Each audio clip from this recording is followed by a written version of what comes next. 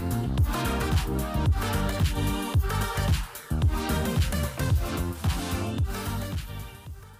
what a pleasure to be with you here today. I am here to talk turkey about turkey. Thanksgiving turkey, that is. Now, every year on the fourth Thursday of November, American families like mine come together to express their gratitude over gigantic roast poultry. The average Thanksgiving turkey now weighs almost 30 pounds.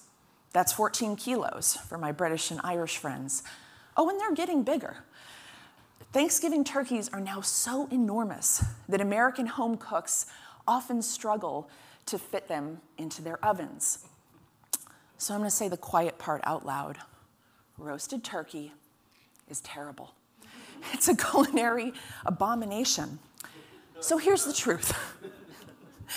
Supersized poultry is, in fact, not conducive to whole bird roasting. Light and dark meat should be cooked at different temperatures for different lengths of time. I'm afraid it's not a deep secret of the universe why Thanksgiving turkey breast so often resembles sawdust. So why do we brine, baste, and inject turkey breast meat with marinades and meat tenderizers? Why do we commit ungodly acts like cramming globs of butter under the skin and filling its cavity with a sloppy, gloopy mess we affectionately call stuffing? Why do we prepare so much gravy that it requires its own specialized boat? Why do millions of people practice this culinary catastrophe? Because it's a ritual. And I'm here to explain the method behind this madness and why the minutiae matter. I'm a cognitive scientist and professor of psychology. I've conducted more than a decade of interdisciplinary research on ritual in countries ranging from India to Brazil to remote archipelagos in the South Pacific called Vanuatu. My team and I have made novel discoveries about how ritual evolved, its important functions, and also how it develops over the course of the lifespan. We've studied things like how our understanding of the functionality of ritual can be leveraged to improve social cohesion, benefit well-being, increase cooperation, and also how those insights can be leveraged to improve the efficacy of social and behavioral change interventions worldwide. So let's dive in.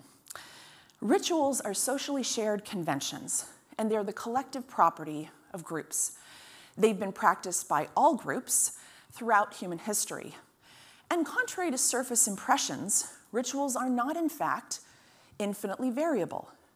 Very much like the structure of grammar, humans have a ritual grammar with a universal structure and universal functions. So the functional structure, the grammatical structure of ritual, consists of scripted sequences of acts. And the structural features of rituals have very predictable psychological effects. So practicing detailed specific behavior together increases the perception that it has the potential to have particular effects and certainly indicates that it's intentional. Now, the surface details of rituals might seem arbitrary to those who are unfamiliar, to groups that don't practice them, but as we know, rituals are meaningful, deeply meaningful to the groups that practice them. Rituals have symbolic meaning, which gives them special value. Turkeys, for example, are associated with an American national holiday that symbolizes gratitude, generosity, family, and community for many. Another universal feature of ritual grammar is causal opacity. So rituals lack an observable or identifiable causal relation between the specific actions being performed, like synchronized dancing, and the expected outcome or effect, such as making it rain. Causal opacity increases our tendency to imitate with high fidelity or very precisely. And in fact, an essential feature of human learning is our willingness to imitate behavior that we frankly cannot explain. In fact, this allows us to benefit from the expertise of others, to learn new skills, to acquire new knowledge, without having to learn them through trial and error or through individual discovery. So there's a functionality associated with how rituals work and what they're for. Now, speaking of imitating behavior I cannot explain, I have very strong memories of my first run-in with turkey roasting. A couple of years ago, it became my responsibility as the eldest child to prepare the Thanksgiving turkey for my family. And naively, I thought I was up for the challenge. So the year before, I'd taken meticulous notes when my mother prepared the turkey. I recorded every step, every seasoning. I was ready. When Thanksgiving rolled around that year, the following year, I had the family recipe, I had all the ingredients, I had all the cookware, and my mother was there for quality control. So I took out this giant disposable roasting pan that I purchased. It was my first step in my ritual. And I caught my mother's eye in that moment, and she looked perplexed. I thought I could not possibly have erred this soon out the gate.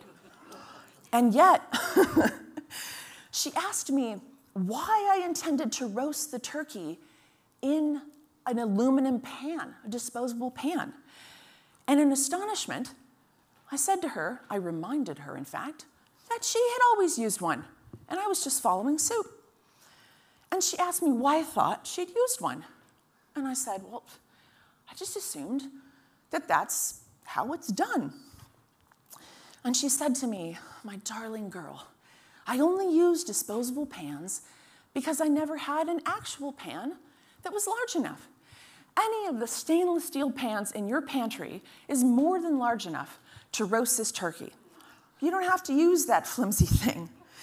Now, honestly, it had never occurred to me to question any step in her turkey roasting ritual. It had always been enough to imitate her behavior. So like most rituals, we don't know how they work because they're causally opaque. When asked how they work, people often say things like, well, that's just how it's done, which is exactly what I had said.